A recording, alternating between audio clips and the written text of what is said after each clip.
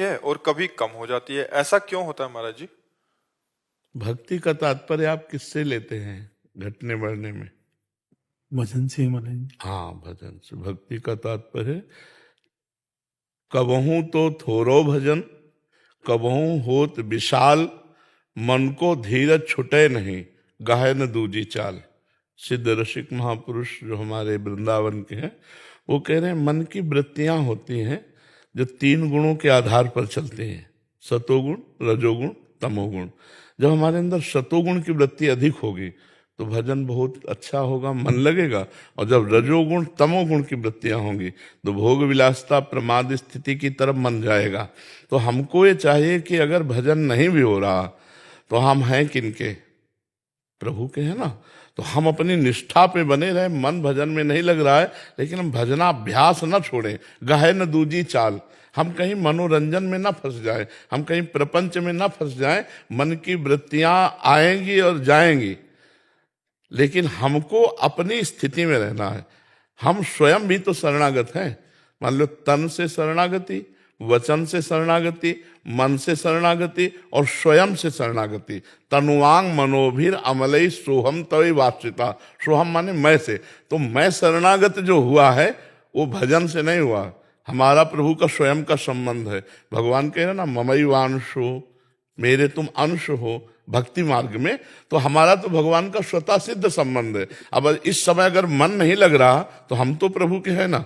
हम में और मन में अंतर है। मन अंतःकरण का क्षेत्र है और हम अविनाशी भगवान के निज अंश क्षेत्र है। अगर उस समय विवेक काम करे और हम मनोरंजन में न फंस जाएं तो हमारा फिर भजन चलने लगेगा।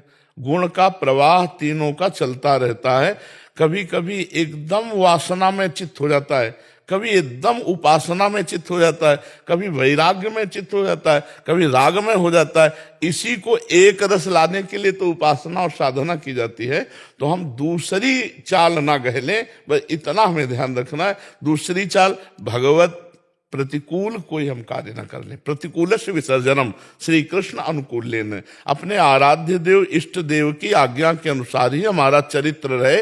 कहीं हमारे कोई आचरण, कोई वार्ता, कोई व्यवहार या कुछ मनोरंजन, फिर हमारा लौट करके भजन में आना कठिन हो जाता है। भजन से बाहर होना तो सरल है, लेकिन लौट कर भजन स्थिति में आना कठिन है। तो कबहू तो थोरो भजन, कबहू होत विशाल, मन को धीरज छुटे नहीं, गाहे न दूजी चाल। मन सबसे बड़ा गतिवान है। 1 सेकंड में बंबई पहुंच जाएगा, 1 सेकंड में अगर हम गए हैं तो 1 सेकंड में विदेश पहुंच जाएगा। बहुत उसकी गति है। मन तो चंचल सबनते, याको कौन उपाय। याको कौन उपाय, इसको कैसे हम घसीट कर लाएं? तो बोले साधन को हरि भजन है, कै सत्संग सहाय। इसकी साधना है निरंतर नाम जप, और सत्संग इसमें बहुत बड़ी सहायता करता है। तो हमें लगता है जिस समय हमारा मन भजन में ना लग रहा हो, अगर उस समय संत महापुरुषों के वचन सुने जाए तो बहुत जल्दी हमारी स्थिति वापस आ जाएगी। साधन को हरि भजन है, कै सत्संग सहाय। सत्संग तुरंत सहायता करता है। कोई न कोई वचन ऐसे आ जाते हैं जिससे फिर हमारा मन प्रसन्न होकर भगवान के चरणों में लग जाता है। नहीं तो इस समय ऐसी बाहुल्यता भोगों की, विषयों की और प्रपंच की है कि भजन करना बहुत कठिन है। देखो अपने लोग साधु महात्मा है, भगवत मार्ग के प्रतीक हैं, संसारी पुरुष थोड़ी जानते हैं अपने लोगों को कि जो हमें अनुकूलता भजन की चाहिए वो तो गई। मोबाइल है इतना बड़ा, अब इतना बड़ा मोबाइल है, वो अनुकूलता है भजन की। सोचो आप, थोड़ी थोड़ी देर में कुन्न कुन्न करता रहता हो। ना कोई करे तो कंपनी करती रहती है। कंपनी है इधर उधर के, किसका आया? अब हम अंतर्मुख कब हो? सर्वात्मना न विसजेत बहिरेंद्रियाणि। अपनी इंद्रियों को बहिर्मुख नहीं करना। अध्यात्म स्थिति में अध्यात्म नित्या विनिवृत्त कामा। अब वो बार बार नंबर आ रहे हैं, बार बार। अच्छा, भरोसा भगवान का लेकर के चला जाता है भक्ति में, और भरोसा नंबरों का हो जाता है। इसलिए कह रहे हैं इस समय भजन करना बहुत कठिन है। तो ये मोबाइल जो है बहुत सहयोगी भी है जड़ चेतन गुण दोष में विश्व कीन करतार, संत हंस गुण गाहे पे परिहरि वारी विकार। अगर हम मोबाइल के विकारों का त्याग करके गुणों को स्वीकार करें, केवल सत्संग और भगवद वार्ता आदि सुनने का प्रयोग करें, अन्यथा जो अत्यंत आवश्यक हो तो नहीं तो स्विच ऑफ करके रखें। नहीं, मोबाइल बहुत बड़ा यंत्र माया ने फेंक दिया जो भजन के लिए बहुत नाशकारक है। एक मछली की क्रीड़ा सौभरी जी ने देखी तो 50 ब्याह किए मानधाता की पुत्रियों से, और तुम मोबाइल में गंदी बातें देखोगे, तुम साधना कर पाओगे?